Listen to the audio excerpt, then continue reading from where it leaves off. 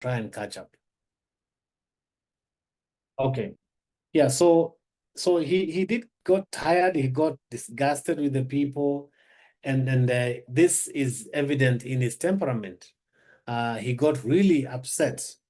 Like one of you has said that he got so pissed with the people that he even struck the rock, disobeying God in anger. You know, and so he technically had enough. And that tells me, based on what you guys have said, that that meekness is all these good things, these good values and virtues inside of us, submission and all that. I think it's strength under control. That's what meekness means. It's strength under control. And that is such a great quality characterizing a good leader. Having strength under control. It's sort of saying, you know, I can finish you, but I will not. Okay? I can harm you, but I will not. That's what meekness is. It's strength, so much strength under control. And in it being under control, it's being channeled in the right direction. But of course, with moments of ups and downs, with moments of failure. Because as a human being, you'll be pushed to the wall. Moses had experienced or had come across a lot of petty criticism that wore him down as a leader. And so he really had to shut his eyes away from the pettiness that he experienced on a day-to-day basis. All right? And so just about every leader has gotten overboard in managing anger because of external or internal factors, hence striking the rock at one time or another. All leaders will experience that. But like Moses, and this is the beauty of having Moses as a model, is that the same leader usually has the resilience to see things through, has the resilience to carry on, to spring back from failure, to jump back having fallen. Okay? So, because leadership is not easy, it has never been easy. And if someone says that leadership is easy, then most likely they are not leading. Nobody said it would be easy. And so the leadership lesson we can draw from Moses' model here is sometimes as a leader, you need to blind your eyes to petty criticism and keep moving. Blind your eyes to petty criticism and keep moving. Keep leading. Keep sojourning. That's Moses. How about Joshua, our second character? Now, Joshua had been in the presence of God. In fact, yes, question, Chris. Dr. How petty is petty? How petty is petty as a leader? All right. Yes, that's a very good question. Is anyone wanting to respond to that? Anyone in class? How petty is petty? Again, we are pegging this on. We are pegging this on Moses's character. Yes, Jenny, Amisi, you haven't talked, and then Gaki. Okay, good evening, Dr. Terry, and good evening, my classmates. My thinking is petty is relative. I think it may be pegged on the circumstances under which you're operating and probably the people you are working with. Because in an institution, you may have those people who just don't like you. And whatever you do, they're always going to criticize in a negative way, even when you've made progress. They still want to look at the negative aspect of what you have done. And I'm thinking here, like Moses, this is where I would probably have to rise above the unnecessary negative criticism. Because when you talk of criticism, there could be that criticism that can build you. It's being done in a positive way, but there's that criticism that is just coming out of people who generally spite whatever you do or whatever you bring up. So that is where, as a leader, you really have to weigh as issues are arising, for you to qualify it, to call it petty. You also look at yourself and ask yourself, is there something they're telling me, or are they just being spiteful? That is my thinking. I don't think I could have put it as well as you have, Jenny, in the sense that there's a difference between being critical and being spiteful. You know, just being critical for the sake of it without it being in good faith.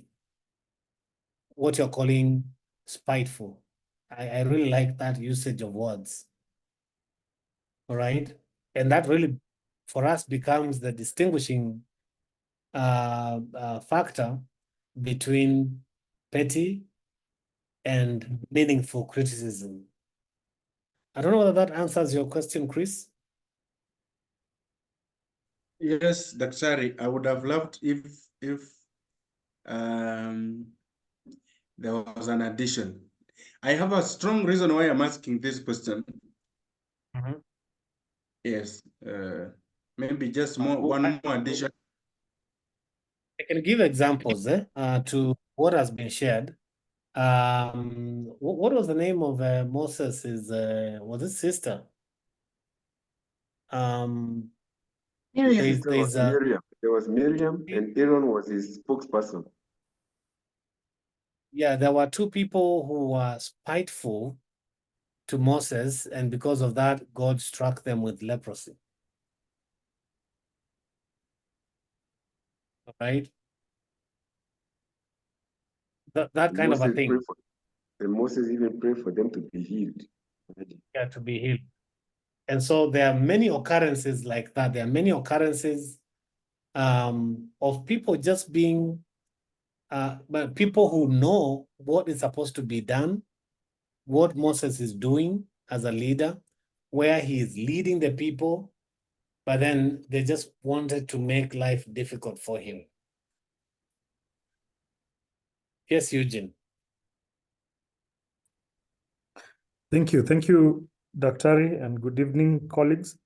Yeah, I think for me, what I can say concerning that is that as a leader, it's very important to strike the balance between accepting and receiving feedback, while also being mindful and knowing that as leaders, we can never please everybody. So criticism comes with leadership.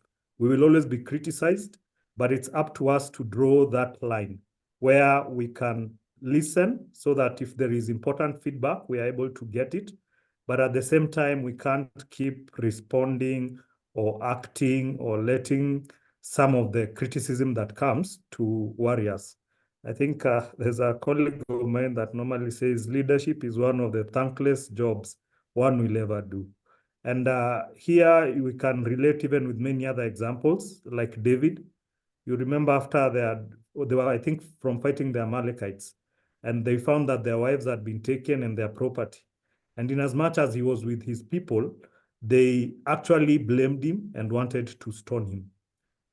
Take an example of also Jesus. After he had fed the people, later on, they still wanted to stone him. So I think we can never end up pleasing everybody. And in the same breath, we cannot always listen and act on every information that we get, especially one that is warranted on unfair criticism. Thank you. Thank you. Thank you very much, Eugene. I like your take on this. Maybe we can get some clarification from Chris. Why do you ask this? No, I think I've gotten from my colleagues. I hate to ask you this is because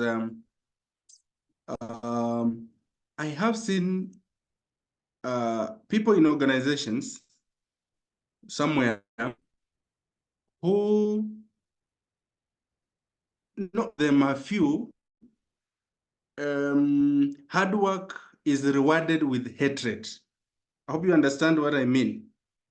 And the hatred seems to be so huge to an extent that they look for someone's downfall.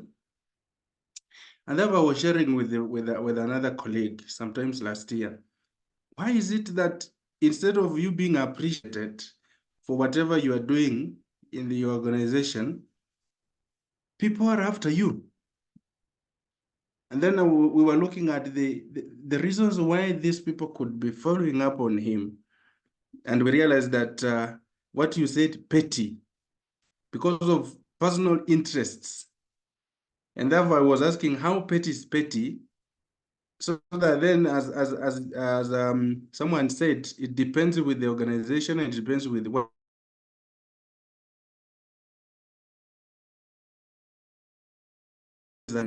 we are learning theory, but again applying it practically with what is happening in our lives.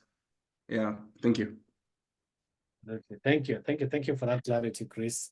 Othello, you'd like to wind up in responding to that? Yes, thank you, Dr. Chris. What I wanted to say here is this.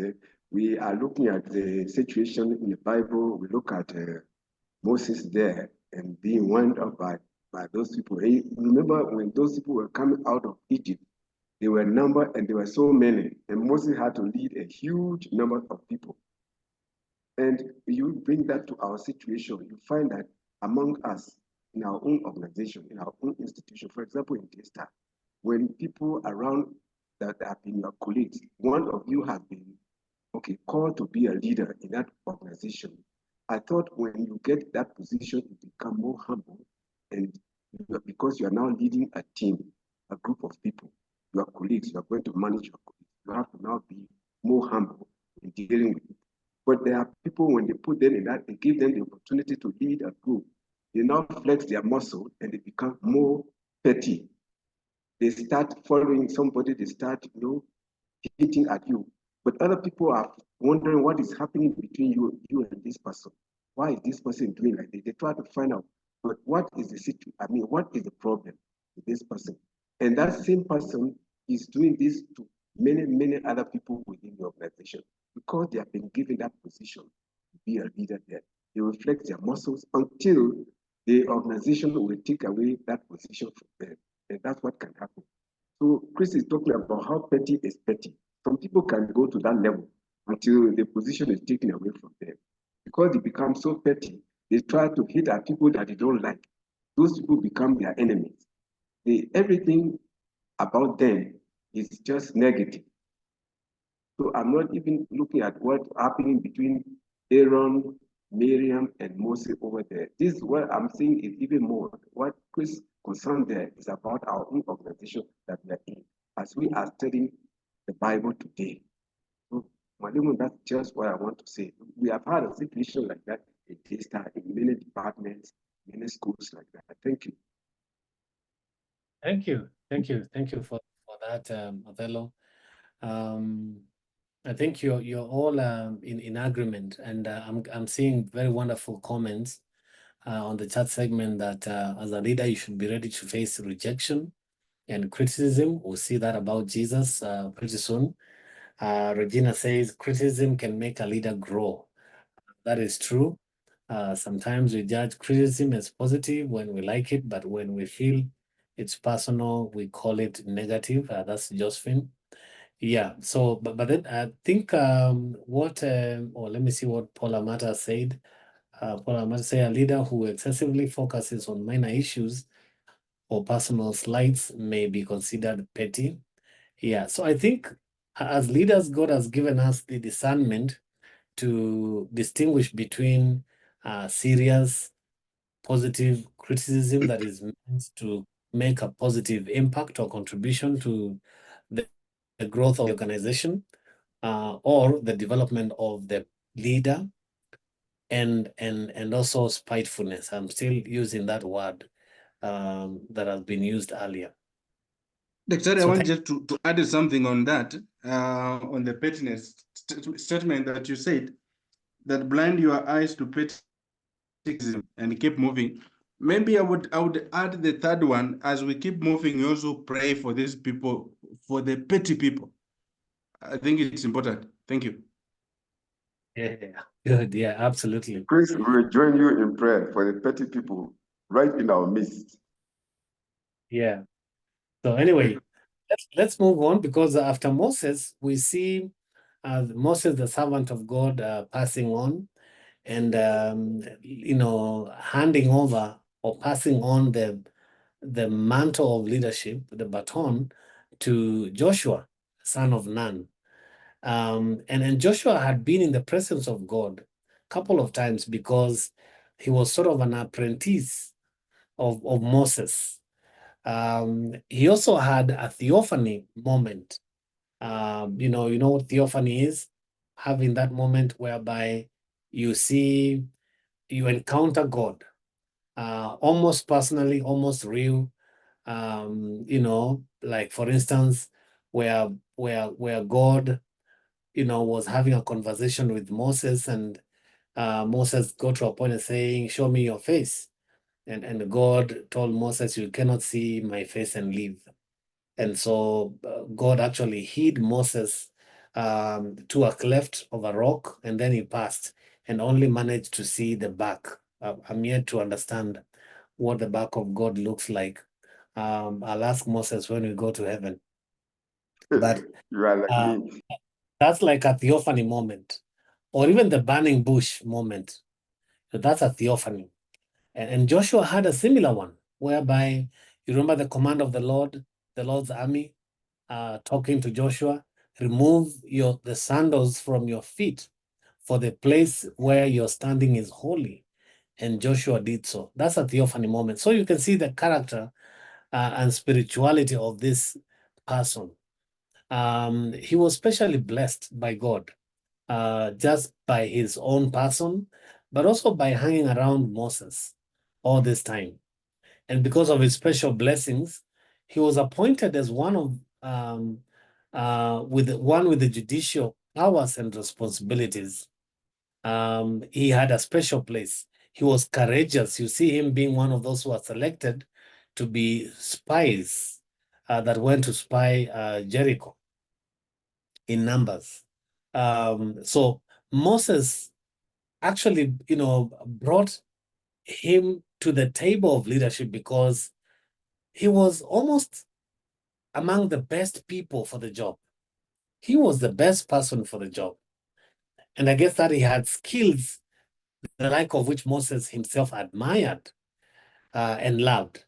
So the leadership lesson for us here, while for Moses, we found the leadership lesson is blind your eyes to petty criticism. For Joshua, the leadership lesson is bring the best people to the table. Bring the best people to the table. I think that's a great lesson for you, for I, as leaders. Whenever God gives us an opportunity to be leaders, bring the best people to the table. Best may not just mean talented, may not just mean sharp or brilliant minds. It might mean values and virtues in a person that have nothing to do with intellectual capacity. It may just mean someone who is available. So availability characterizes a good person.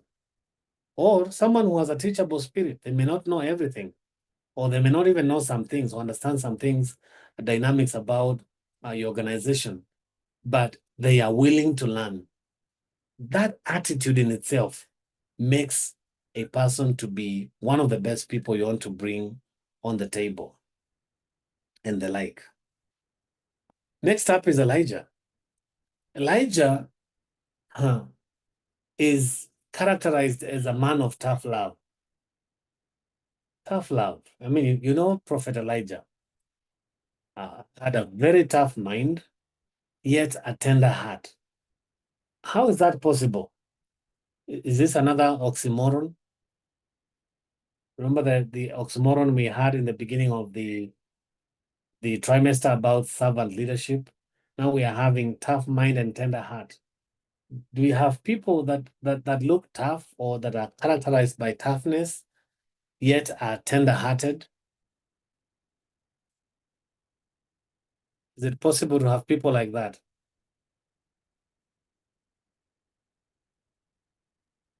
Very few Yes. people can have those Possible. contrasting traits. Yes, Taslin? Oh, I'm just saying that it's very possible. When I was young, my uncle was he was the kind of person who you can call a person of tough love. And so people really feared him. But now, with the grandkids who have, I don't know if they've broken him or what, but he's very tender. He let the kids like play on him, carries them around. And so maybe if we had that chance when we were young, we would actually experience that side of him that is very tender. Thank you.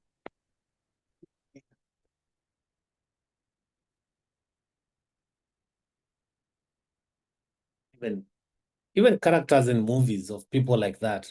Long time ago, when I was still young, I watched a movie by the name The Last Mile. I think the title of the movie is The Last Mile, where there's really a huge guy, huge. I forget the name of this character, but he's African American, really big man. But the entire movie, his character is that of a very tender-hearted man who actually healed people of their diseases through some miraculous acts that he did. So there's that sense. You have a tough person, but also tender-hearted. So for Elijah was that kind. He loved God with all his heart, but also at the same time, he was very tough. In speaking to the evils of his day, he was very blunt about it. He dared to speak up to big people in authority. And you remember him taunting or being taunted by the prophets of Baal. Where is your God? He asked. Perhaps he's sleeping and will wake up. You remember that contest when he was trying to light the altar Yeah, of fire? that's Mount Carmel. Mount Carmel, yeah. So he has this sarcasm in him that showed his disdain for those who had forsaken God. But also at the same time was very tender, was very loving. In every effective leadership, you will find a leader who espouses this lifestyle, whereby there's time for love, but also time for courage. There are times when you've got to really stand your ground against something, against a decision, against a direction that the organization is moving. At the same time, enact enact or make a decision out of love, give direction in a loving way. And effective leaders dare to speak even when it is unpopular to speak, because they speak the truth with love. They speak the truth with love. Class, what leadership lesson can we learn from Elijah? Having described him that way as a model for us today, what leadership lesson can we put there?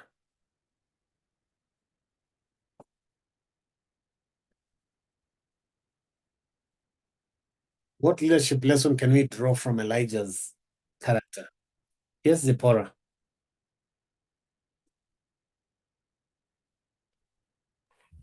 Let me just try.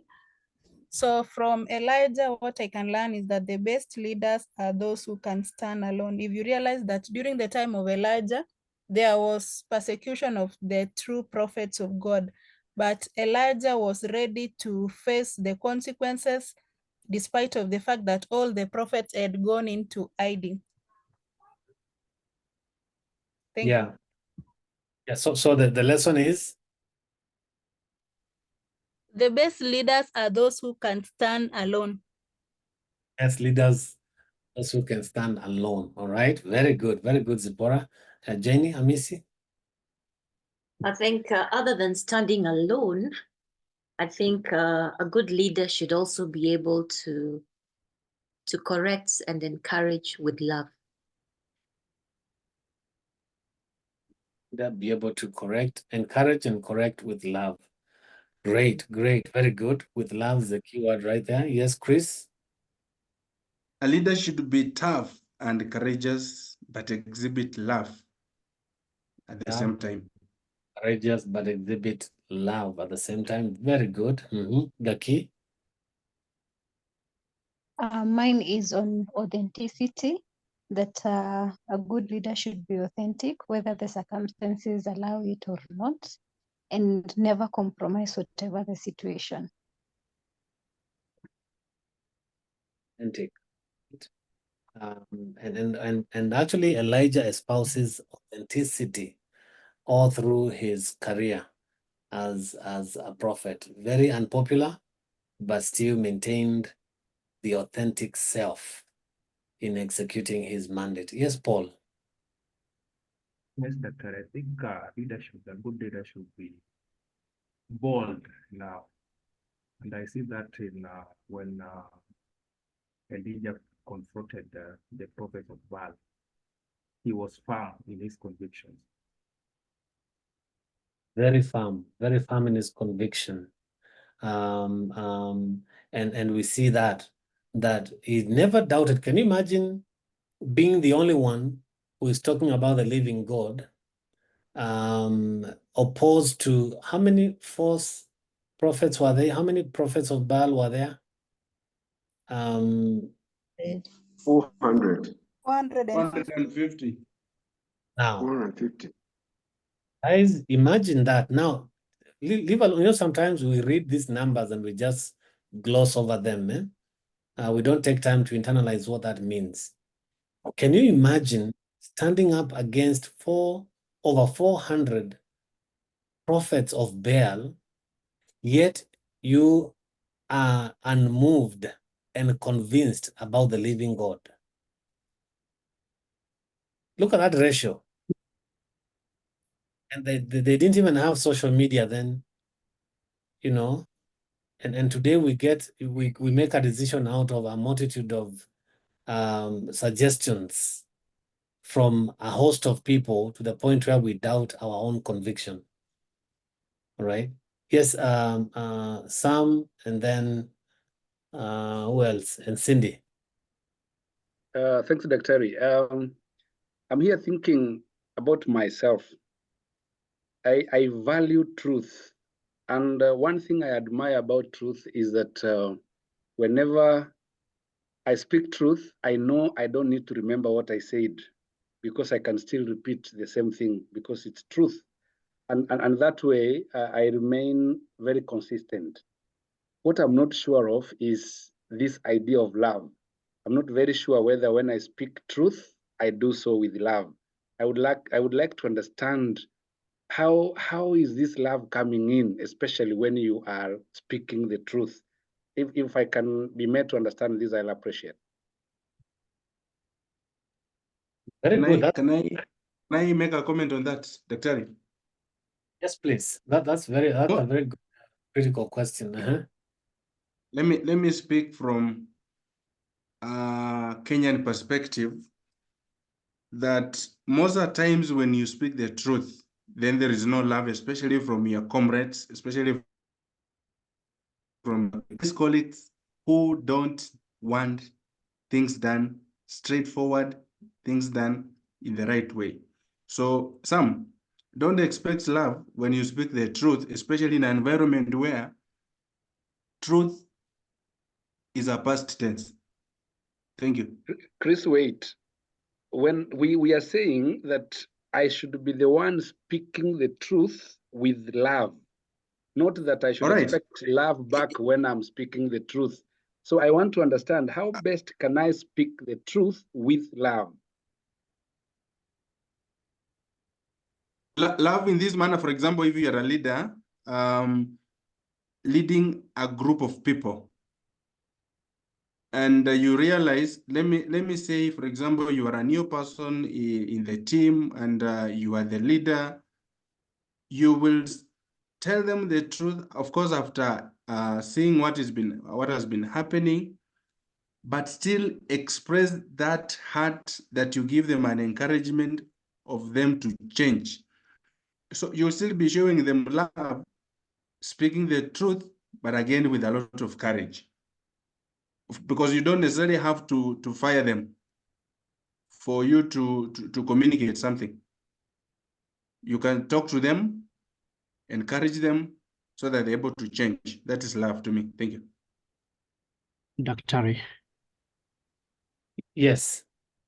Yeah, if I may add something on that, speaking or advising, speaking the truth in love, it doesn't have much to do with the response to whatever you're doing. Of course, you can speak something out of love, but people will hate you. But the foundation which you've based on your presentation was in pure love. I get to understand that when it's meant to be said that someone did something in love or speaking the truth in love, it can come from the perspective of the person assessing the reason, the motives that are leading them to speak the truth. Do you want to speak the truth because your initial motive is to hurt your fellow or the people that you are leading? Are you speaking the truth because you want to give the support and you want maybe the team to grow? Are you giving the support in the right time? I mean, are you speaking the truth in the right time? Are you empathetic because it's still the truth, but there is maybe the quest of being empathetic? Are you speaking the truth out of selfish motive? Are you listening as well to, as you speak the truth, are you listening to the people you're talking to? Are you offering solutions? So in my take, I think that speaking the truth in love is, as a leader, we would revolve around being considerate, maybe as you speak, and also looking to which extent what you as a leader you're speaking would help or support the people that you're leading, and to achieve the goal of the organization. Thank you.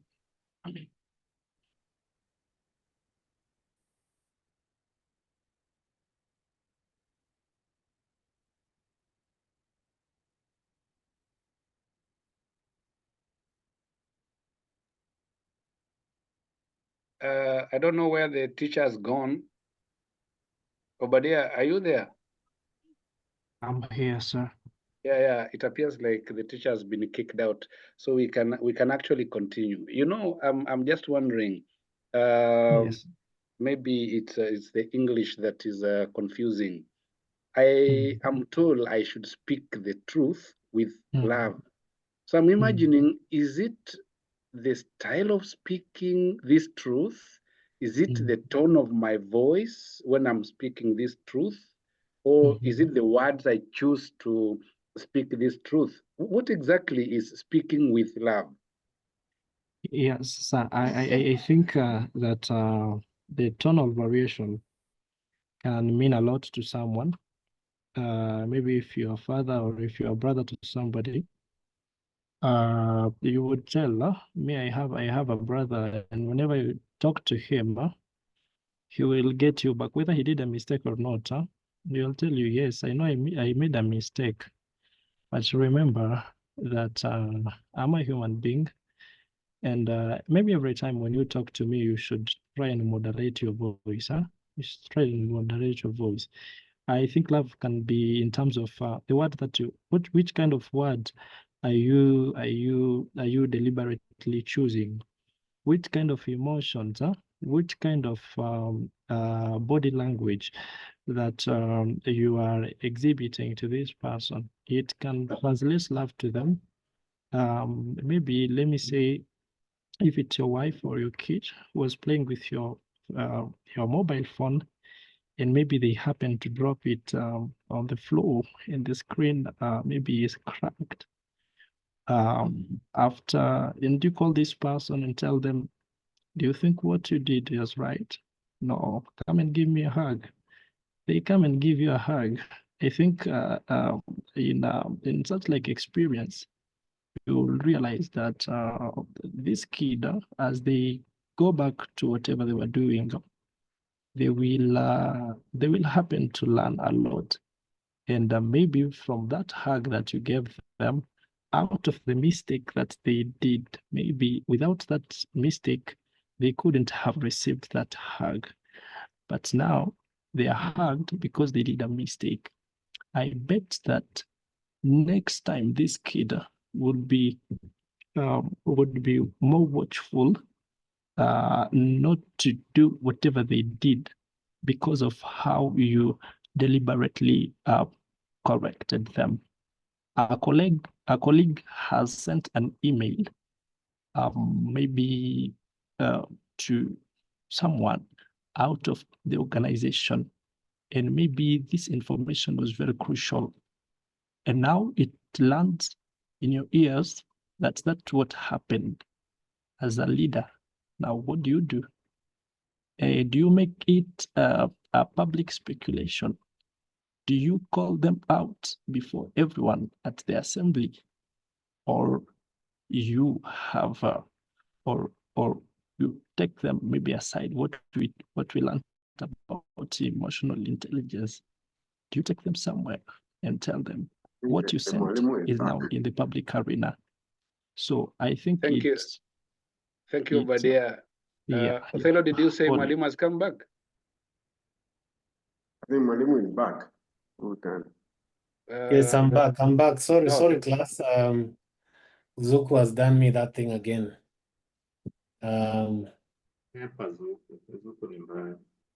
Yeah, but I don't find any solutions. That's the problem. Safaricom, have you tried? I had them, I dropped them a long time ago. Anyway. All right. So I think I got cut off when who was it? Somebody was responding to the question that was raised on what does it mean to act in love? This was responding to Nyambere. Yeah, speak the truth in love. Mwalimu, if you have time, there are about 3 hands that have been up while Obadiah was speaking. Okay. If you could let them chip in, maybe they have an idea to add to our discussion. Thank you. Okay, let's have Cindy, Oluoch, and then Zipporah in that order. Yeah. Hi, Dr. and everyone. First, I'll do my contribution, although it has been captured in the discussion, and then I'll contribute to Nyambere's question.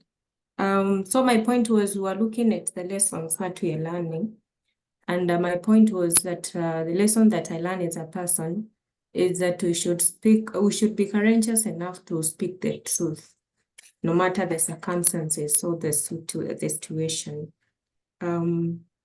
And then to Nyambere's question, he wanted to know how we can speak the truth with love.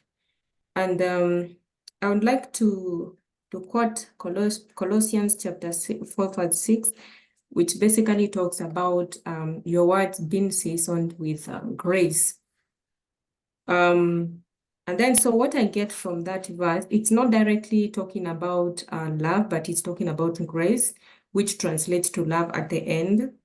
What I understand with this is that our words, the word that we speak, should add value to the people that we are talking to. As much as we want to point out the truth, we want people to understand, for example, what is right or what they did not do right and know what they ought to have done. We need to be very careful on their emotions and feelings. Remember, our words can either bring people closer to us or actually send them away from us. And you know, when we hurt someone's emotions in the process of a conversation, they will not listen to us. So that means that whatever we are saying, no matter how truthful it is, it will not be of any value to them. So personally, I think when you're speaking the truth, you should be concerned about how the other person will feel. It's fine. The receiver, the perspective from which they look at what you're saying may not matter much, because as Chris said, is that not so many people will appreciate the truth. People would want to hear what they want to hear.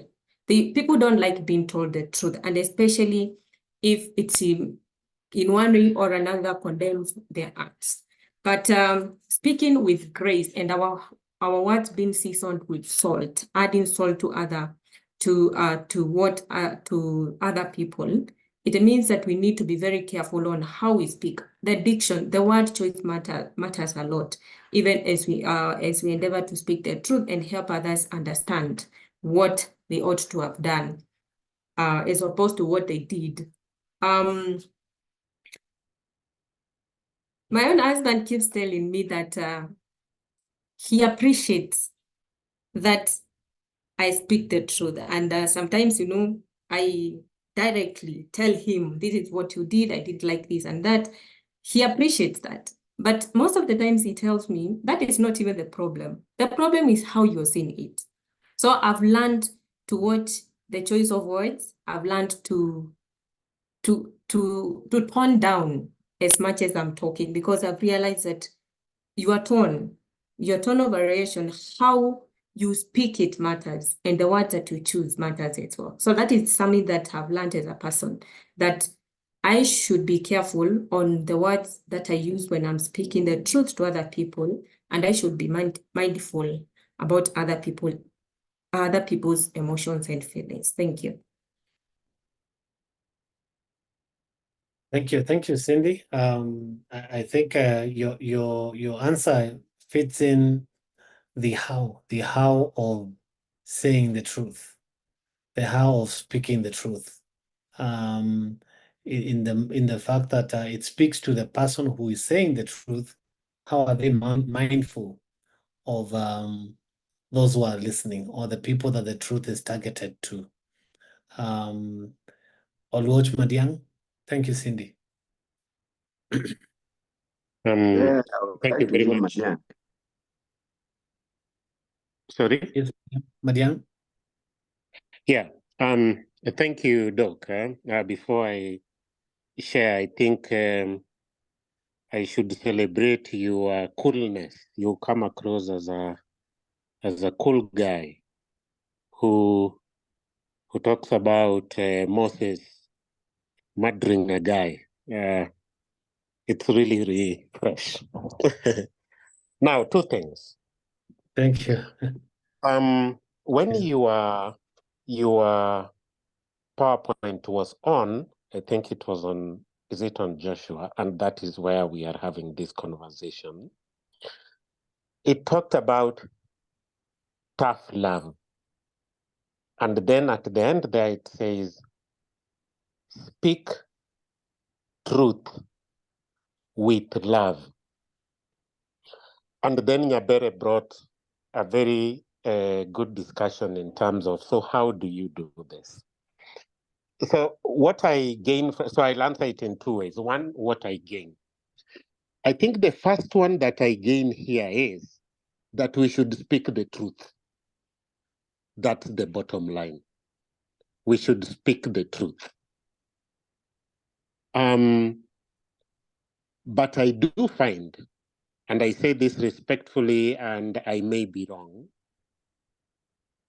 that we expend a lot of unnecessary time to couch the expression of truth.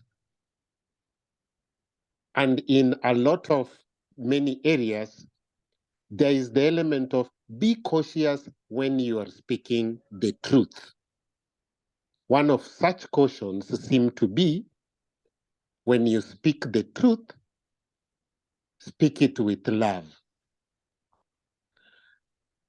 And in my experience, I think that there are times when we have lost even people who are doing dangerous things to themselves because we were struggling to develop the element of how to lovingly tell this person, your drinking is too much.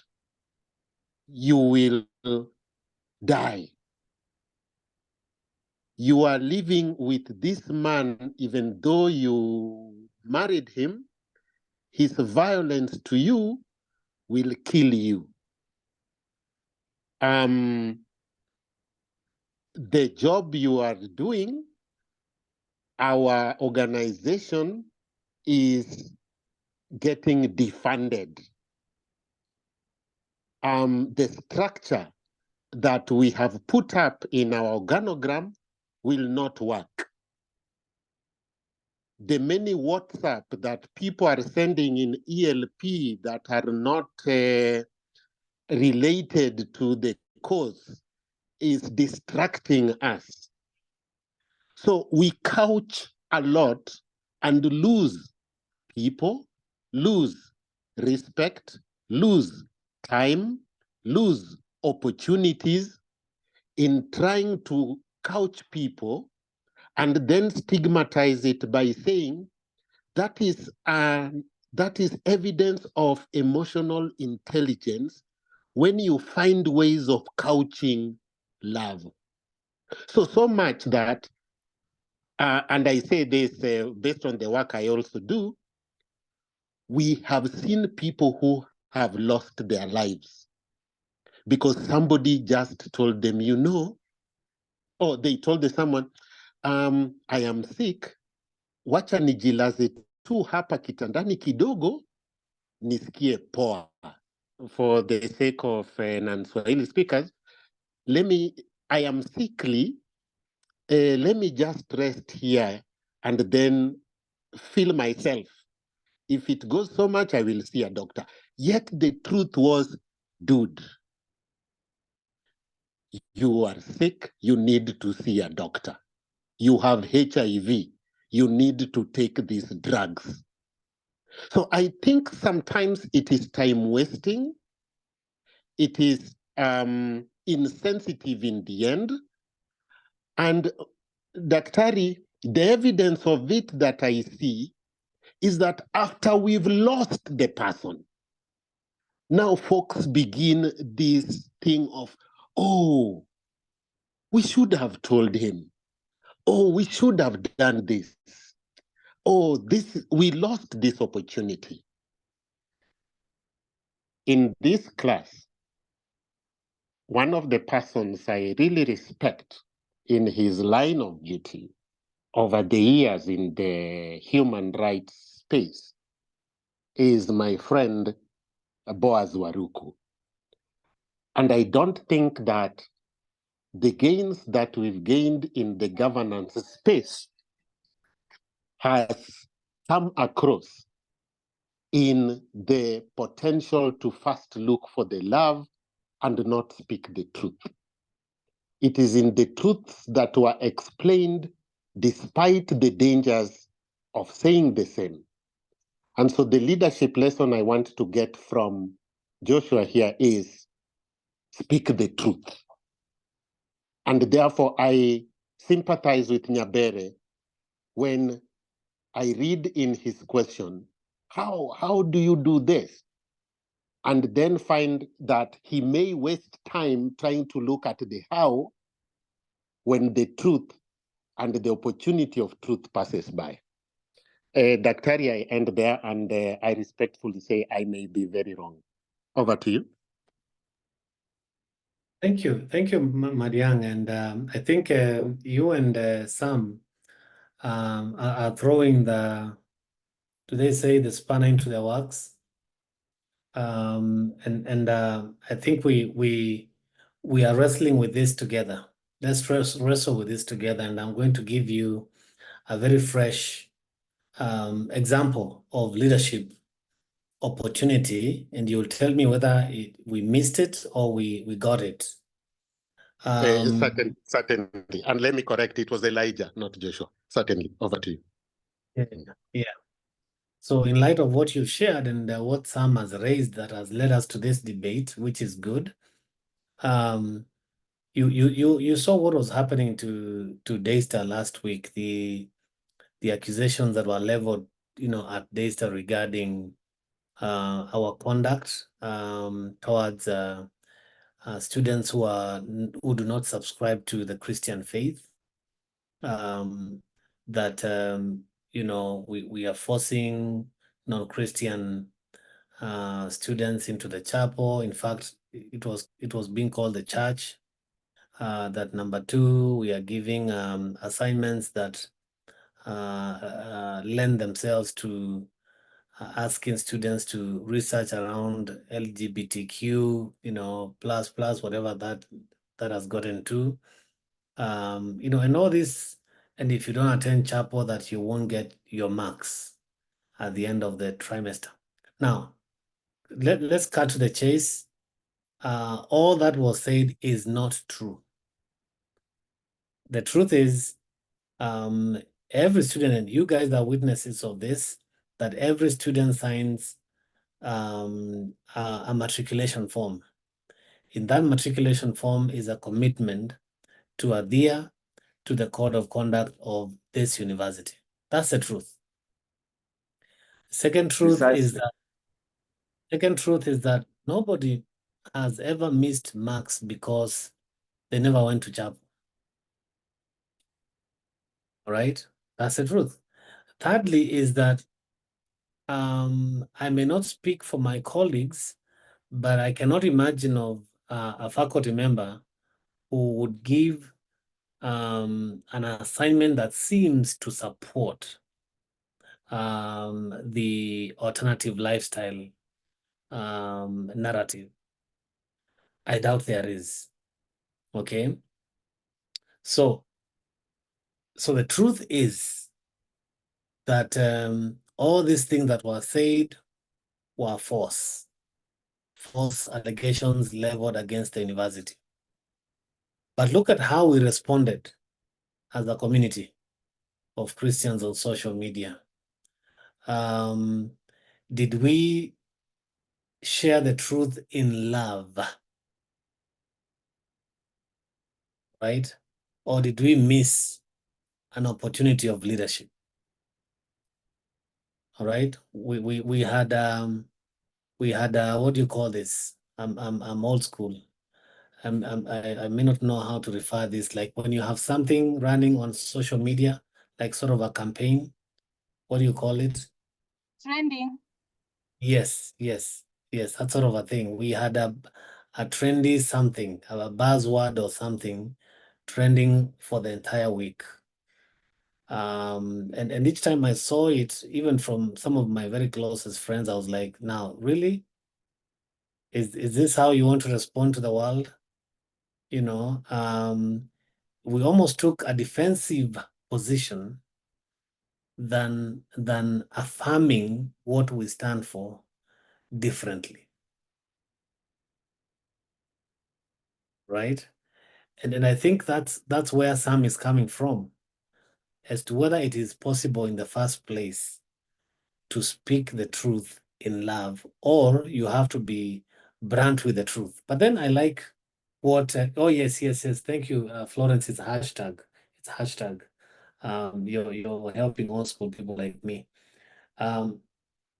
I like what one of us has said. I think it was Josephine asked a question. Does truth have to hurt? Where is that comment? Okay. I think it's Moline. Oh, was it Moline? Yeah, Moline. Yeah. Okay. I think I'm missing it. Let me not waste time looking for it. But yeah, that was a very sober question. Does the truth have to hurt? And the answer is no. In fact, there is a passage of scripture, adding on to what Cindy has read, but this time is from Ephesians 4:15 that says, speaking the truth in love, we will grow to become in every respect the mature body of him who is the head, that is Christ. So that is to insinuate that the truth actually builds. It doesn't have to break. It doesn't have to hurt. It doesn't have to disintegrate anything. It actually builds. It puts together. And so where we admonished, speaking the truth in love, we will grow. If that is the admonition, then the question is, how do we speak that truth? Okay.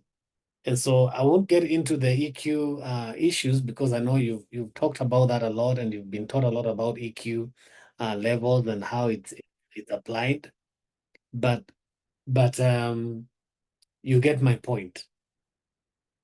Truth is truth.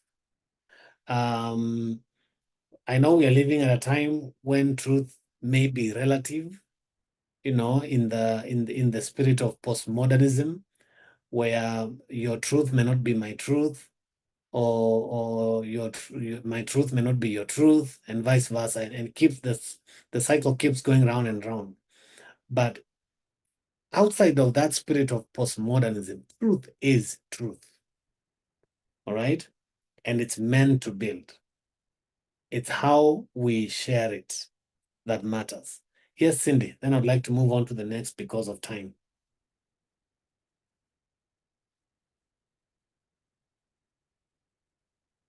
Cindy Emma? Yes, Daktari.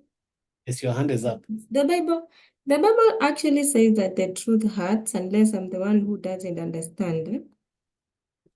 There is a version of the Bible in Hebrew, chapter 4, verse 12, that says that the truth of the scriptures hurts us in order to heal us.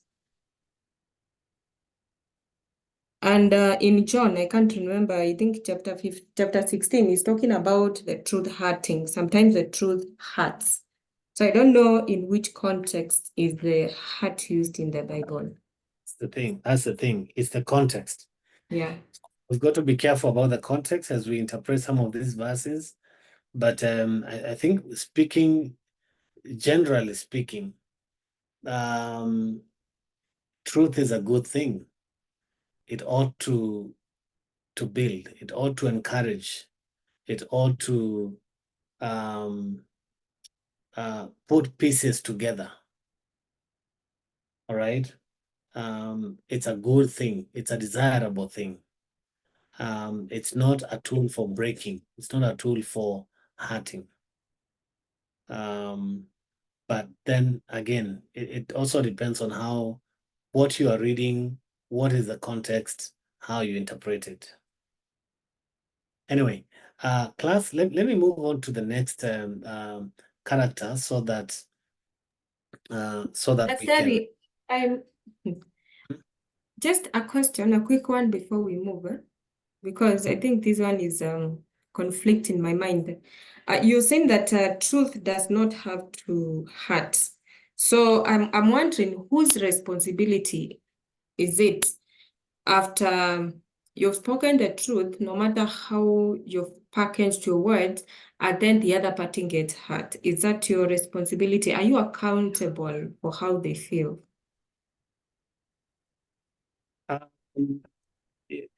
Okay, you're not accountable, but also you ought to be caring, right? You ought to be caring the way that you say it. you gave us an example of what your better half keeps on telling you, and I think over time that might have taught you that you care. You care about how they feel when you say or how you say the truth, because it's needed that he hears the truth. But also, you know that you have to live with the repercussions of words after they've come out of your mouth, whether they are truthful or not, because they are going to leave a ripple effect and they are going to touch another human being who has emotions. So you ought to care. Okay. Yes, Daktari, it's not about caring. What I'm saying is that there are people, no matter how better you package your words, no matter how gentle and loving you are in your speech, simply because they don't believe in truth, they get hurt. They are used to lies, they are used to lying, and when you tell them a lie, that is when now you become friends, you become close to them. But the moment you tell them the truth, no matter how you have said it, it's not about the how now, it's about now the real thing, the truth. You point out a wrong, and because they don't want to hear the truth, they don't want to be told what should be done, they'll still be hurt. What do you do in that case? No, I get your point now. Yeah, so now I don't think that is your responsibility, because you've done your best. Let's hear from Juliet. And then if you can allow me to proceed. Juliet Otieno.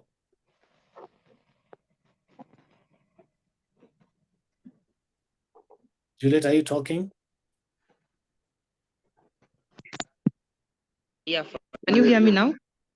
Yes. Yes. Okay, I was having my earphones on. So I'm saying I think I can relate to what Cindy is saying, because I've also gotten such accusations that whatever you are saying, but can you try to see how your tone? So okay, the thing I've also been struggling with, sometimes the kind of voice you have, nobody chooses whether I want to have a big one or a small one. It is just like the way you get God created you. And so you may be trying and thinking like I'm using the softest one possible, but it still sounds to the listener like you are shouting, like you are addressing me harshly. So I will agree with what you've said. To me, I think sometimes now you leave it to them, because as long as you are hurt, you know what the motive you had. Sometimes even when you've done something wrong, you'll also feel condemned in your heart. And you already know the motive behind why you are talking like that. You can never lie to yourself, you can never lie to God. So you also know when you know that I intended to offend them, I intended to make them feel intimidated, already you know that. But sometimes you're just expressing yourself, or maybe or maybe a case whereby you have been offended so much. Definitely you might not really talk on a soft voice, but your voice will appear harsh. So to me, I will just say like it's upon the recipient. They say that communication is based on the listener, the recipient, how they are going to receive it. That is communication. You may mean something else, then it is how they are going to interpret the information that you have given them. So to me, I'll just let it at that point. When maybe when I've been condemned, I just go back and tell God, you knew my intention. I never meant to make this person feel hurt or intimidate them. So all in all, in your own way, make them understand. Thank you. Yeah, thank you so much, Juliet. Yeah, and I think that settles it. Let's look at Nehemiah, the last character in the Old Testament. And you know Nehemiah too well. His leadership was not in any way connected to his family lineage at all. So he was actually a man whose leadership is emerging out of nowhere in the first place, but also sustained by faithfulness. He is the man that is known for rebuilding the walls, and this he does by faith. But him as a character, as a person, was very obscure in comparison to other Old Testament heroes who seem to be very pronounced, in the forefront, too loud, very well known, outstanding, outspoken. Nehemiah is this kind of a leader who was really hidden behind obscurity. But one thing that stood out about him, and this you find in his leadership when he led the entire nation in rebuilding the broken walls, in reconstructing the walls. Faithfulness for him, faithfulness to the task as a leader separated him from mediocrity. And so even you see how meticulous he is in ordering for who does what, how they do it, with what they do it, giving various roles to various clans and the people based on their skills and what they could or could not do, positioning people in rightful places for purposes of finishing this task, so to speak, as you would say about a project leader or a project manager. And so God has given each leader specific gifts. And so some are not as visible, others are visible, but all are useful. Even the very least visible gifts in a person or character traits in a person, they end up being useful for God, but also for the people. Okay? And I think what I am drawing from Nehemiah's leadership for my leadership lesson, and I guess for all of you or your leadership lessons, is learn to build on what God has given you. Whether it's big or small, whether it's visible or not visible, whether it's pronounced or not pronounced. Learn to build on what God has given you. Okay? Yes, Othello. And then Sam. Yes, Malemo. In as much as Nehemiah was obscure, I find him to be one of the most patriotic citizens of Israel. He cried. This guy, when he heard that the walls are broken down, the whole gates have been burned, he was somebody patriotic and he loved his country. I just love Nehemiah because he loved his country. He was the king's cupbearer. So he rallied his people to go back and rebuild the wall, and he took this command from the king. It was so amazing for me. For somebody to be patriotic like that. He says something has happened to Kenya, but it's in a foreign land. But he had to rally Kenyans, saying we have to go back to our country. Thank you. Yeah, so he was very patriotic. What did you use? He loved his country. Patriotic. Patriotic. He loves his country. Yes, absolutely. Thank you. Thank you. Yes, Sam? Sorry, Dr. I regret that I may have to take you back a little while. Forgive me for that. There's something that is troubling my mind, and this is about Moses. I learned that Moses used to stutter, as in he would stammer when speaking. And I'm wondering, and this is because I have a cousin who stutters a lot and he has very short temper. He gets angry, but he's still a very loving gentleman. I'm wondering, I don't know whether we have psychologists in the house or you could help. Does stuttering have anything to do with the temper?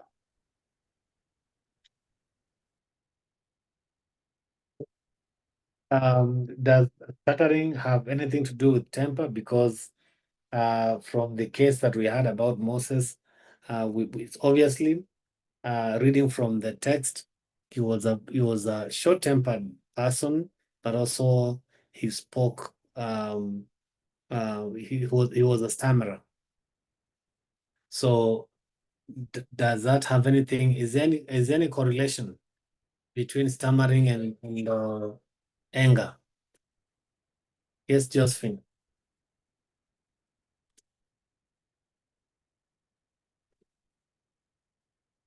Yes, Okay, Josephine. I think, yes, I am.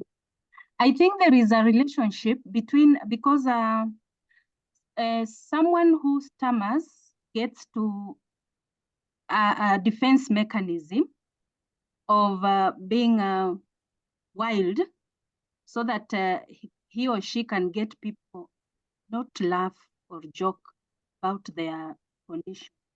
So that is why they get angry very fast, so that people who mingle with them are not able to joke around with their condition.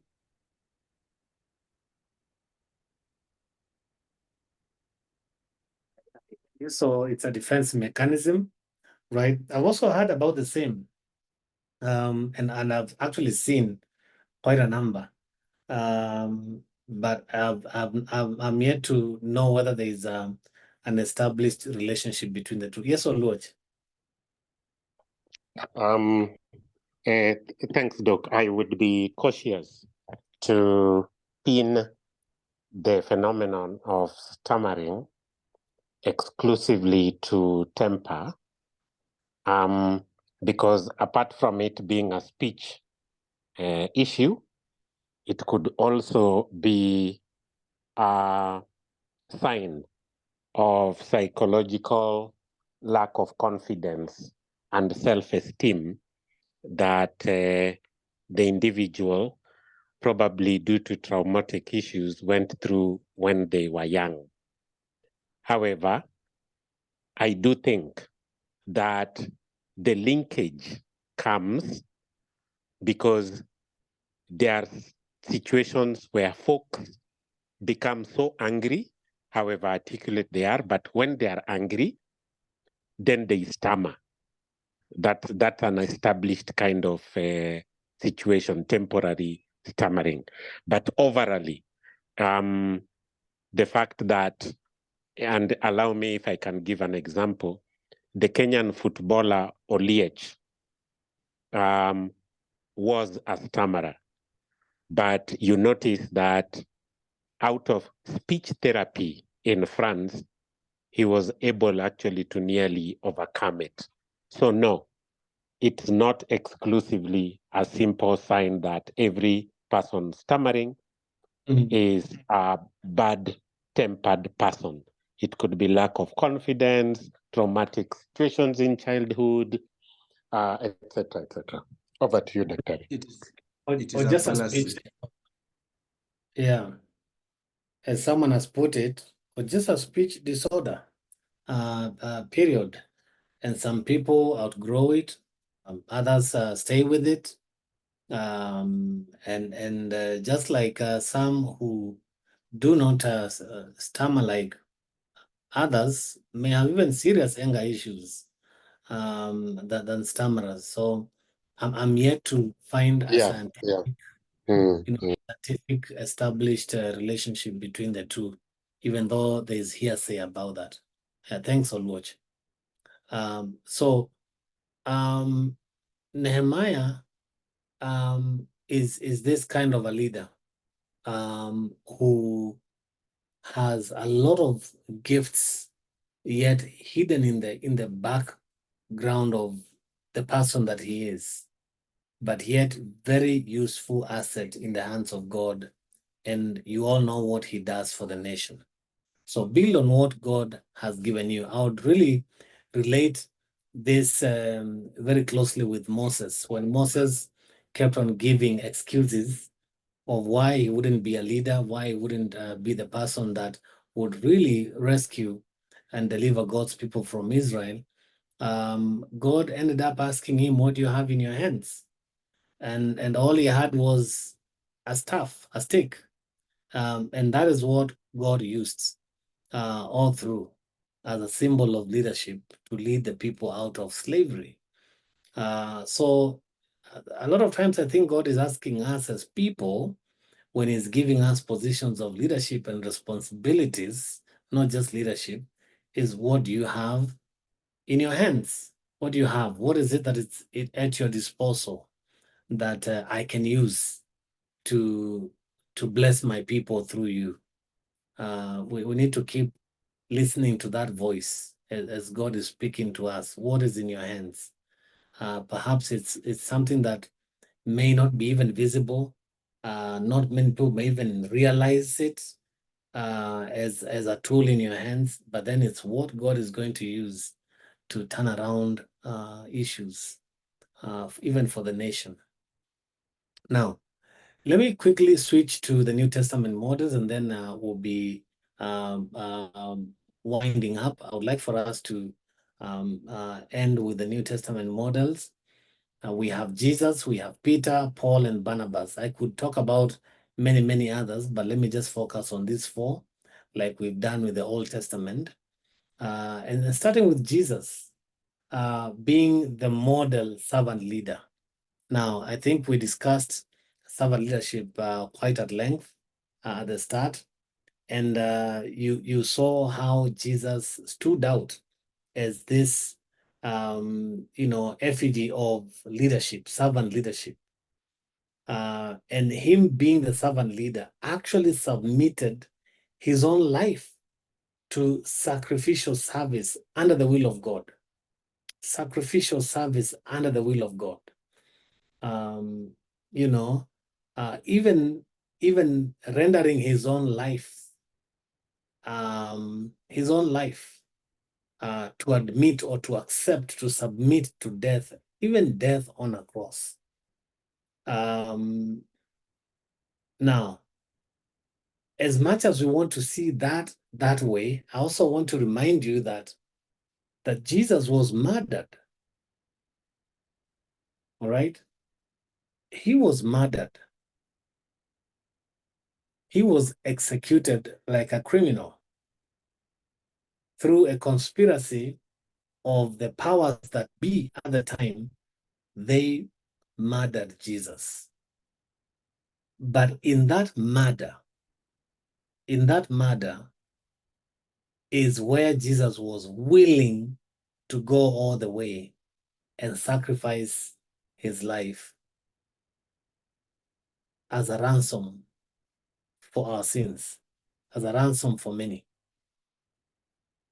So I would like first of all that you see Jesus' execution as a crime against this leader who stood up the status quo and wanted to change, the social, economic, religious system of his time that was organized, very well organized, as a criminal, as a gang of criminals against the masses, against the people, to oppress the poor. All right.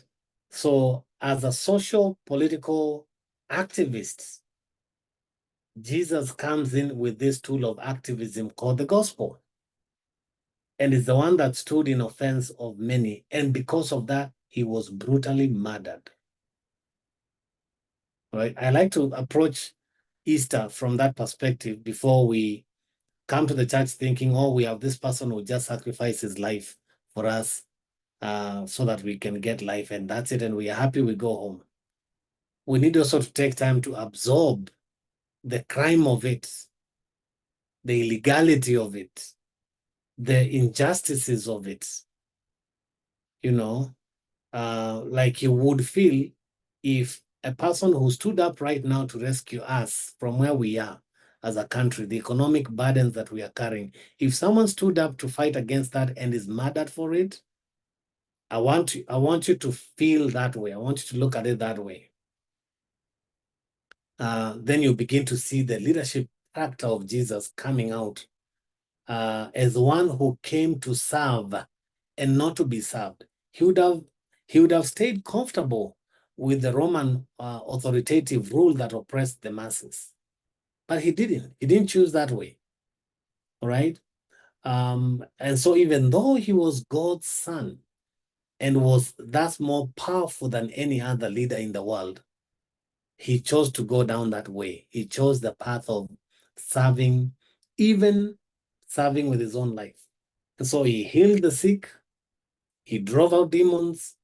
He was recognized as a teacher and Lord. And you see all those scriptural passages that support that. He had power over the wind and the sea. He had power over creation. He had power even over death. All right? When he commanded Lazarus to come out of the tomb, that's power over death. When he himself rose from the dead, he overcame death. So this is really a practical example of what it means to serve. Is what it really means to serve. So I want you to imagine of him picking that towel and a basin of water and choosing to wash his disciples' dirty feet.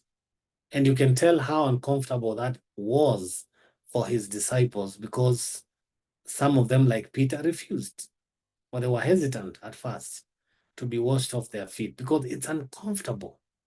It's very uncomfortable. If you've ever attended our graduations, we have our top management, our vice chancellor and his two deputy vice chancellors, the guest speaker, someone from the company or from the governing council, the university council, washing the feet of some representatives of each class in the graduation. I once asked one of the guys who was washed in the last graduation, how did it feel? Having your feet washed by another person, like a vice chancellor, someone really at the top there. And he didn't hesitate to share how uncomfortable that was. Very uncomfortable position to find yourself in. Despite the fact that some feet could be smelly, but anyway, but just the reality of how, you have this man who shouldn't be in that position in the first place, the position of washing your feet. It should be the other way around. But that's what Jesus took to do. So don't be quick to judge Peter. Don't be quick to, castigate Peter's actions and hesitation. It was a very uncomfortable position. But Jesus says, if I can't wash your feet, then I have nothing to do with you. In other words, if you cannot submit under my leadership this way, a leadership that gives, not takes, then you too may not be able to become a leader in the future. All right. So you see Jesus' perspective. So that's in John 13, by the way. I'm talking about John 13, 1-17. That's where you find that story. So what's the leadership lesson right there? Very quickly. Let's get 2 to 3 people. What's the leadership lesson that we can draw from Jesus' example or Jesus' model? Yes, Zipporah.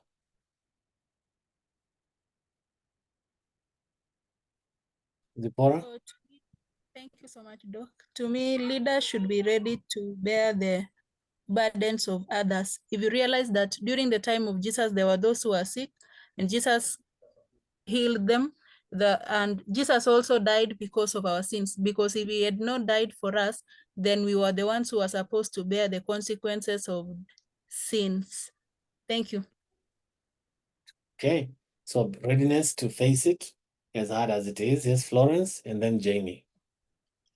I'll just quote you on this one. Leadership that gives and that does not take. That's what Christ exemplifies. Giving healing, giving restoration, washing the disciples' feet. Everywhere he went, he was giving and not taking.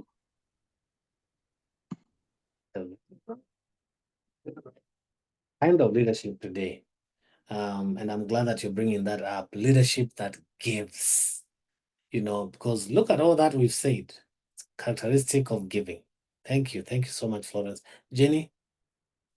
I would look at it. What comes to my mind is leading with your life. Leading with your life. So putting your life at the forefront in this leadership journey. Yes, thank you, Janie. Meshach? Okay, I would say one lesson is servant leadership.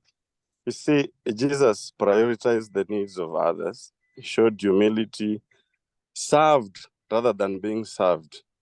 We remember he washed the feet of his disciples. This is a task that is typically reserved for servants. So this was a demonstration that true leaders serve followers. Thanks.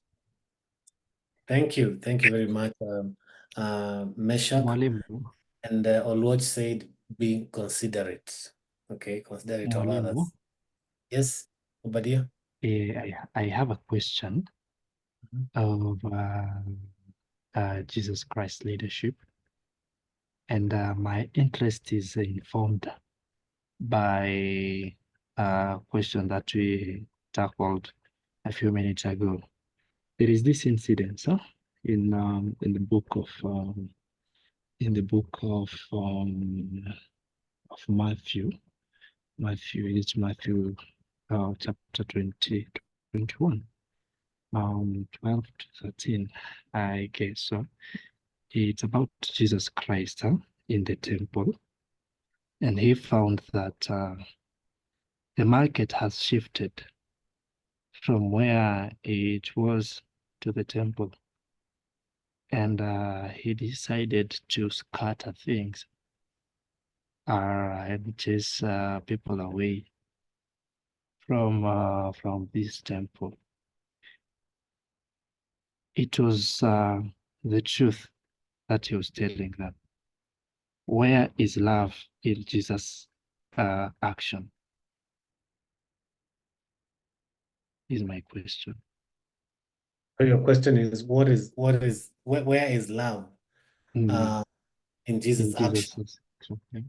Love here is a very good question. Thank you, Obadia. I think you're asking a very good question here that reflects on his character in that moment where he got upset because money changers or money changing business was happening in the temple. And I think the love here, the love action by Jesus is for the oppressed, because money changing happened through a lot of corruption or very corrupt deals at the temple to oppress the poor. Okay, it was all meant to oppress the poor, because you remember that no one was exempt from offering at the temple. Even the poorest of poorest in the society had to offer, even if it's a dove, like Jesus' parents. All right. But then this had to be changed at some point into cash, into coins. And this is where broad daylight robbery happened in the temple, the very place where God had ordained for people to meet with him, where the downtrodden, the widows, the strangers, the poor, those without anything, the orphans, were to meet with God and be encouraged, is the same place where they were being oppressed by those who ran the business of money changing. So he was angry at the money changers because they were oppressing the poor, and hence his love was being demonstrated to those who are being oppressed by this harsh religious system. Okay, does that answer your question? Okay, thank you so much for that, sir.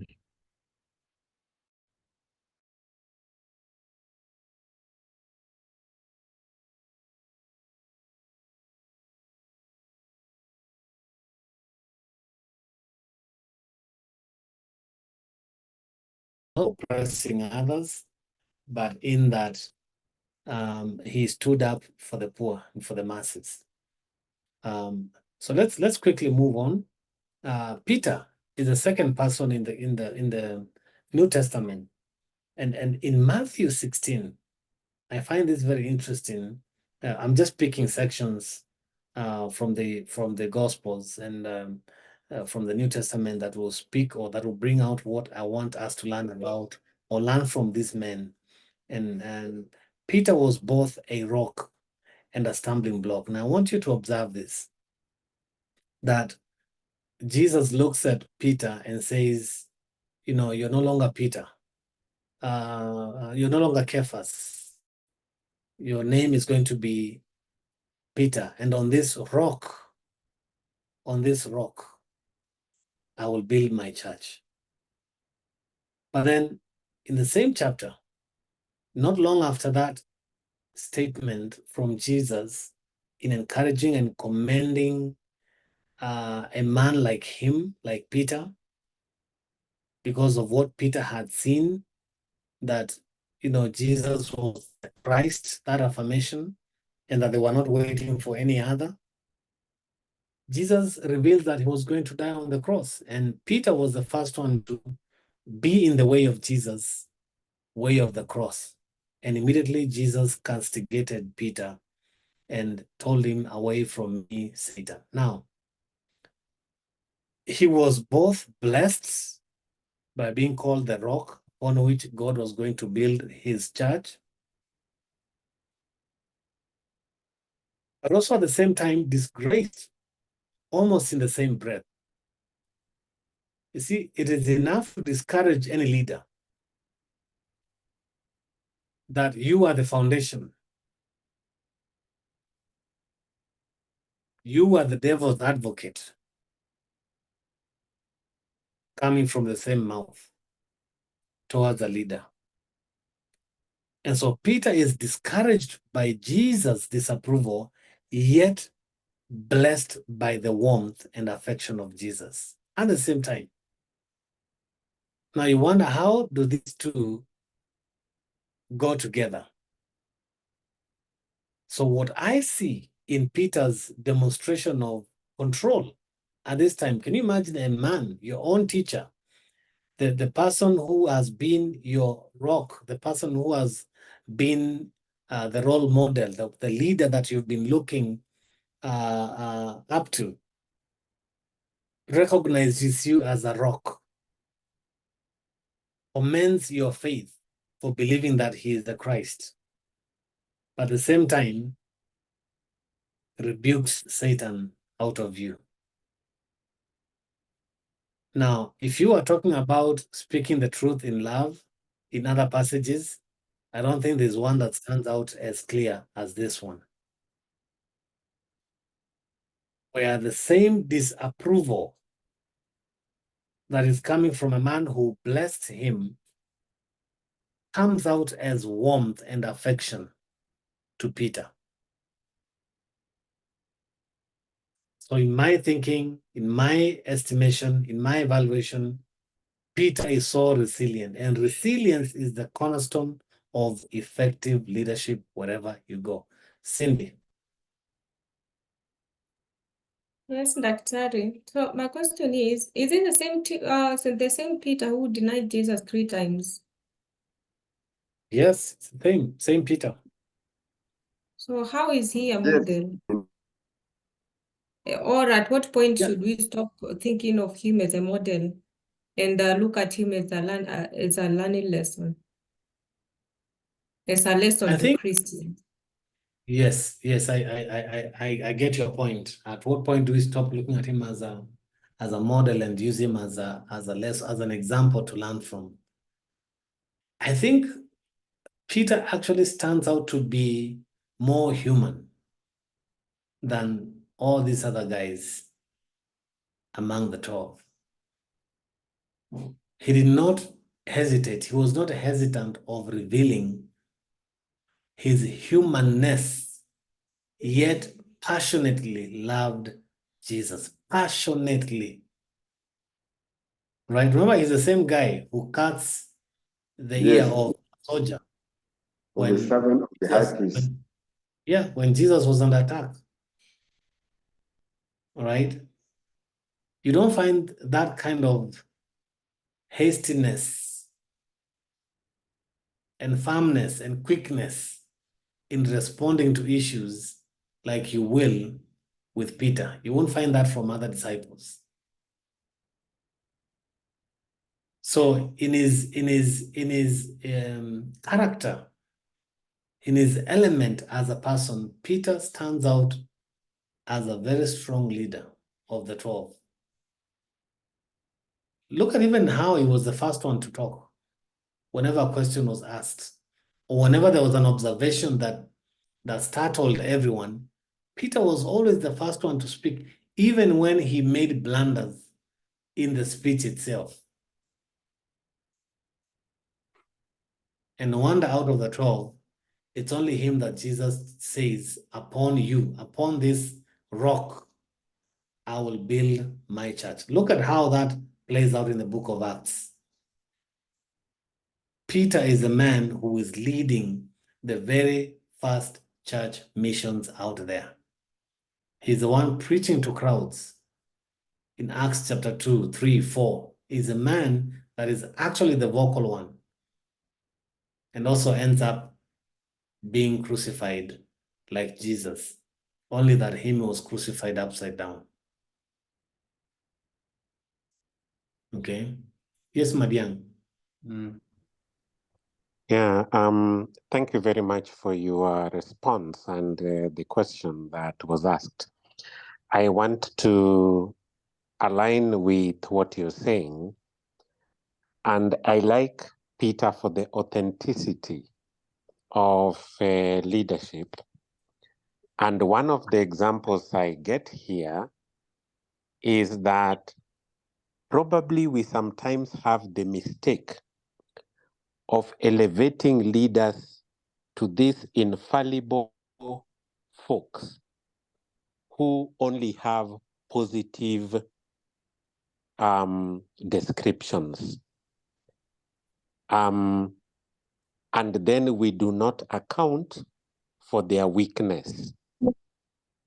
I can imagine the fear of potential death when Peter was accosted and he had to deny Jesus. But then after that, he had the regret. Like you say, I think there is a lot of human element to it. In a practical sense, in our everyday leadership, I think sometimes the pressure of leadership is the expectation from followers that you are the richest, you are the wisest, you are the cleverest, you are all those positive things, and you never ever have another side of you that suffers. I think, Daktari, maybe that is why sometimes people say leadership is lonely. It is lonely at the top. Is it possible that leaders also have their own fears, their own weaknesses, their own cowardice, if I may put it that way, and that we may in fact be in need of someone to hold our hands? Remember when Peter was to walk on water, as leaders, so that servants, and I'm sorry for using that, but followers in an organization, people who are not at the top, have a certain responsibility to prop up the leader and not maybe be disappointed when at some point you realize, aha, kumbe our leader also has some weaknesses. That's what I get from Cindy's observation and your response. Over to you. Thank you, Lord. Thank you. I think you put it so well. Nothing to add. Chris, thank you, Lord. Yes, Daktari. Yes, thank you, Daktari. I just wanted to make a rejoinder concerning Peter, that this is a true example of a leader who has one, faith and courage. The example I wanted to use, Madiang has already used it, that a leader who dares Jesus Christ and say, allow me to walk on water. And then without hesitation, he wakes up and walks on the water. He begins to drown. Now, what I learn out of this is that as true leaders, we need to have faith, even when at times we feel it is not the opportune moment for us to succeed. But then you need to have faith so that the people below you can be able to emulate from you. This same Peter during Transfiguration suggests that we need to build 3 tents here. One for you, one for Moses, and one for... So you look at what the happenings that Peter finds himself in. And as a leader, you honestly learn that you need to take the first steps in ensuring that whatever the group you are leading is following from you. You are not supposed to be a coward. You're supposed to be a courageous person, but at the same time have faith so that then your group members can be able to follow suit. Thank you. Yes, absolutely. Absolutely. I think you put it so well, Chris. Nothing to add on to that. Thank you. Thank you. I really like the comments that are coming out of this place. And from Peter's example, we see another character of resilience, bouncing back after you're knocked down. Because Jesus could see all this. And by the way, resilience, I mean, challenges that knock us down do not come as a surprise to God.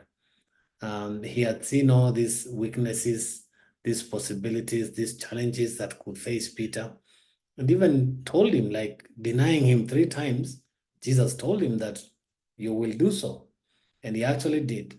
Just a confirmation of the humanness of Peter and every other leader out there. But then, despite all this, he bounced back. He bounced back after losing it. Yes, Othello.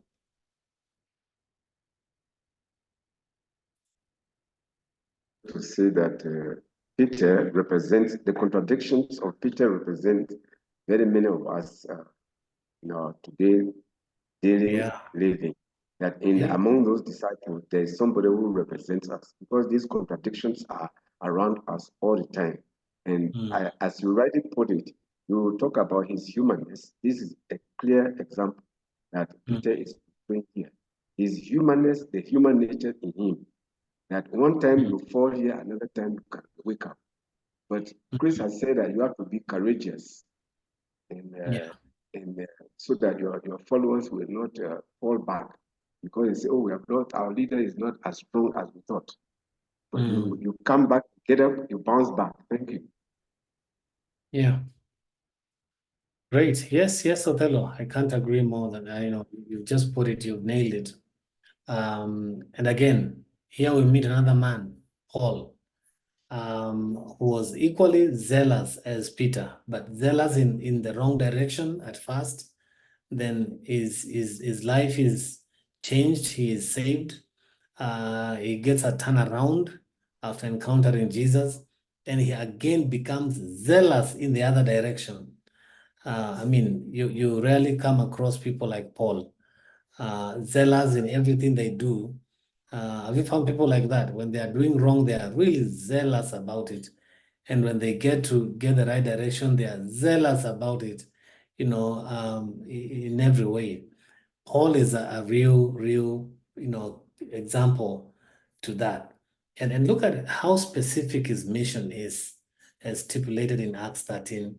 I have appointed you as a light for the Gentiles to bring salvation to the ends of the earth. Wow. You see, Paul thought of himself as nothing in the total scheme of things. In fact, even after all the gains that he had made in being a Pharisee, in being, a scholar, in being, a Jew, in being, all these top places that he had gotten to in the former life, he counted all that as a loss.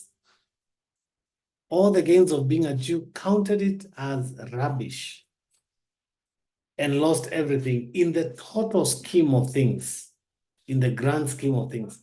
So he was thoroughly subservient to the will of God, and he was committed to a specific, meaningful mission.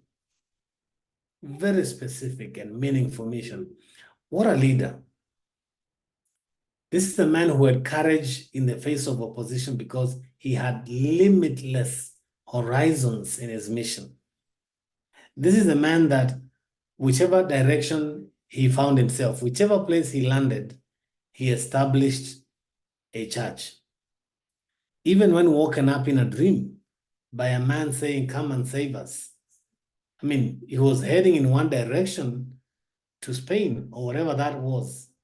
But then he turns around, goes to another direction, totally different in Macedonia, and establishes churches there. That's where we find the church in Galatia planted. So his mission was really limitless, and he believed in himself, but he also believed in something bigger than himself. And this is none other than Jesus Christ and him crucified. I mean, that really became like the sum total of his life, that he did not want to be known for anything else. He did not want to be known for preaching any other gospel than Jesus Christ and him on the cross. Now, my take home, my leadership lesson for me there is believe in something bigger than yourself. That I know that's sort of become like a buzzword lately in leadership, but I think it speaks all the sense that you want to become a great leader, you've got to believe in something bigger than yourself. You must imagine the impossibility in taking leadership, in administrating leadership. You must imagine of something bigger than yourself. You must elevate the goal of your mission beyond yourself. And that's how God comes through and makes you achieve your leadership goals. Paul is the man to watch. If you want to look at a solid model of servant leadership as espoused by Jesus. The last for me is Barnabas. This was a man who worked very closely with Paul, was an accomplice of Paul, accompanied him a lot in many ministry trips, mission trips, and he was actually nicknamed the son of encouragement. It's in the scripture. Because he is a man who was full of the spirit of encouraging those who are left out, or those who felt like they were downtrodden, or those who are discouraged. He bridged the gap between the Greeks and the Jewish world because the two were way apart. They were way apart. He was born a Cypriot and reared or raised as a Levite. He linked the Hellenistic world and the Jerusalem church. He was a man in between these two worlds very well by virtue of being born, virtue of birth, and even growing up and schooling. So even when, remember the conflict between Paul and John Mark, Barnabas was right at the center of it as a mediator. He's a man who comes to, to really rescue Mark after being severely, brushed in a bad way by Paul. Yeah, where Paul says, you cannot accompany me because of your past failures in the previous mission. And Barnabas differed with Paul on this and picked up John Mark and actually went a different way with Paul. While Paul picked up Silas and Timothy, went a different way. Barnabas picked up John Mark, went a different way. And each way they went, they preached the gospel. They planted churches. So, Dr. Yes, Chris. Was this the beginning of the split of the church at this point? Not really. I wouldn't say split of the church, because later on you read, is it 2 Timothy, where Paul is writing to Timothy and asking him to bring him his parchments. So, and in that actually says that, and also bring with you John Mark. John Mark, yes. And the comment he puts there is because he is very useful to me. So What is not given in the text is that perhaps through Barnabas' ministry, he managed to reconcile him back to Paul, or rather Paul back to John, because later on they must have served together, and Paul finds John Mark very useful to his ministry, and especially towards the end of his life. Okay, so it really didn't split the church. This is just a difference between two church leaders, gospel preachers, that is a story that ends well, in that we see good commendation coming from Paul about John Mark.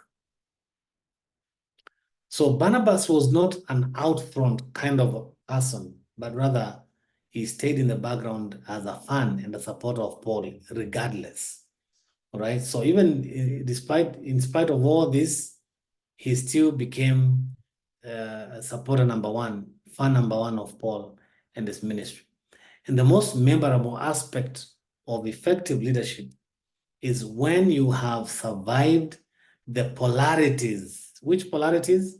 Look at the polarities we are talking about in the way Barnabas is born. Look at the polarities exhibited in the ministry.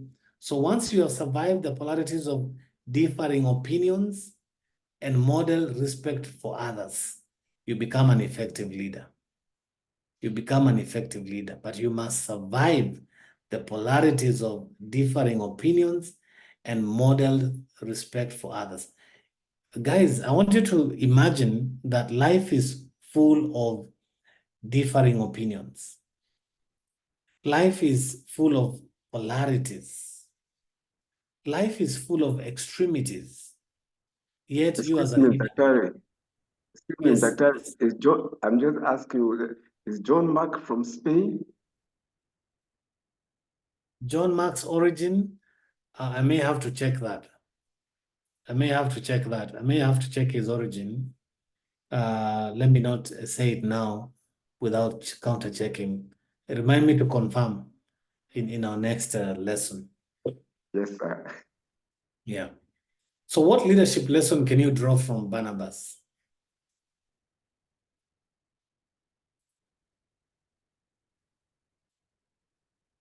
What lesson can we draw from Barnabas? So let me ask, is any of you here an encourager? Yes, Madiang. Thank you very much. First, let me begin by telling truth. I observe that Chris and Othello rarely raise their hands up before they talk. I don't know whether it's a Daystar staff thing, but just a joke. Now, Daktari, one of the things I see in Barnabas here, and it kind of resonates with me, is that apparently leadership may also not only be who is the face of leadership, that you may be able to lead from whatever position you are in, as you are playing a supportive role to the face of, let's say, the school, the face of the NGO you are working in. And then I'm also seeing here that leadership may also be loyalty. How can you stand up against, can I use the term against? Stand up to the actual leader when somebody else is being trampled on.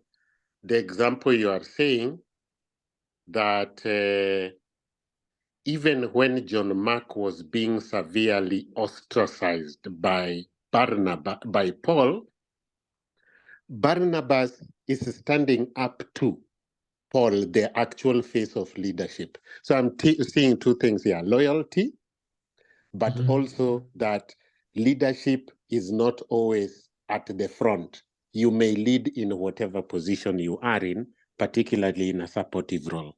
My take, over to you. Thank you. Yes.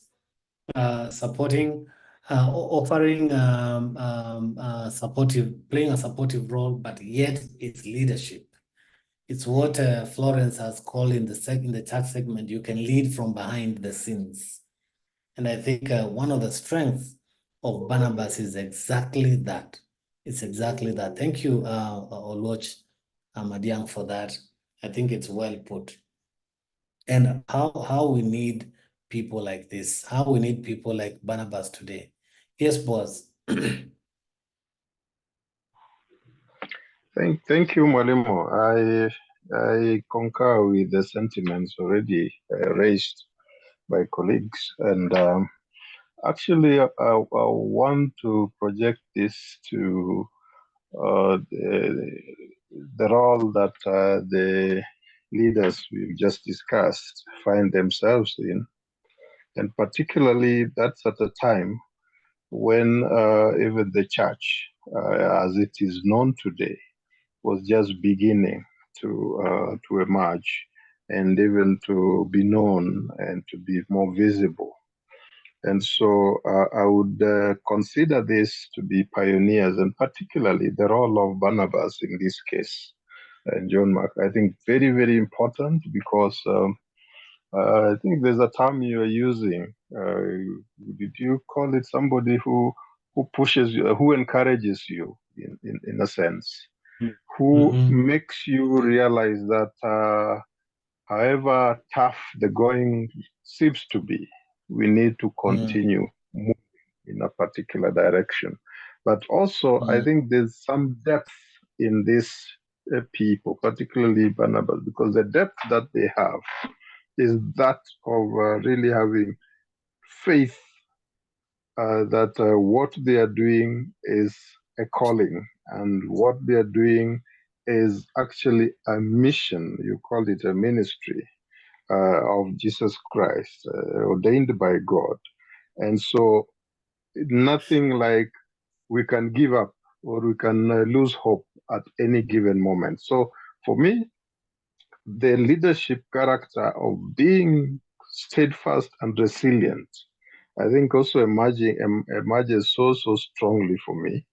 And to the effect also that it can give people hope, even those who could have been having weaker faith, to embrace and see, to realize that, oh, with this kind of a leader, even if the jungle is so difficult, we are going to plow through. So that is also something that I'm looking and finding in the character of Barnabas here. Thank you.